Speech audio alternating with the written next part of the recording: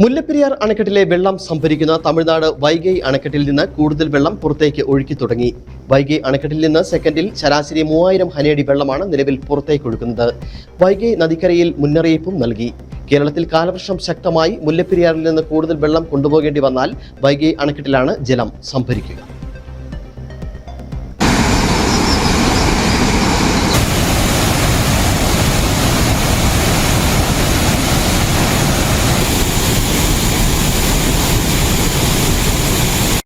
തമിഴ്നാട്ടിലെ തേനി, മധുര, ദിണ്ടിക്കൽ, ശിവഗംഗ, രാമനാഥപുരം എന്നീ 5 ജില്ലകളിലേക്കാണ് വെള്ളം തുറന്നുവിട്ടത്. വൈഗ നദിക്കരയിലുള്ളവർക്ക് വെള്ളപ്പൊക്ക മുന്നറിയിപ്പ് നൽകി. 71 അടിയാണ് വൈഗ അണക്കെട്ടിന്റെ പരമാവധി സംഭരണ ശേഷി. കാലവർഷം നേരത്തെ ആരംഭിച്ച നിലവിൽ 63 അടി വെള്ളം അണക്കെട്ടിൽ കവിഞ്ഞു. രാമനാഥപുരം ജില്ലയിലെ കർഷകരുടെ അഭ്യർത്ഥന മാനിച്ചാണ് തമിഴ്നാട് സർക്കാരിന്റെ ഉത്തരവ് പ്രകാരം വൈഗ അണക്കെട്ടിൽ നിന്ന് കൂടുതൽ വെള്ളം പുറത്തേക്ക് ഒഴുക്കുന്നത്.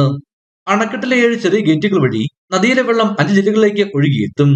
അപകടാവസ്ഥ മനസ്സിലാക്കാൻ നദിയിൽ കുളിക്കരുതെന്നും വൈഗ നദി മുറിച്ചുകടക്കാൻ ശ്രമിക്കരുതെന്നും പൊതുമരാമത്ത് വകുപ്പ് മുന്നറിയിപ്പ് നൽകി. രാമനാഥപുരം ജില്ലയിലെ ജലസേചന മേഖലകളിലെ 200-ലധികം കുടിവെള്ള സ്രോതസ്സുകളിലേക്കും വെള്ളം എത്തിക്കും. ഇടുക്കി വിഷൻ, കുമളി.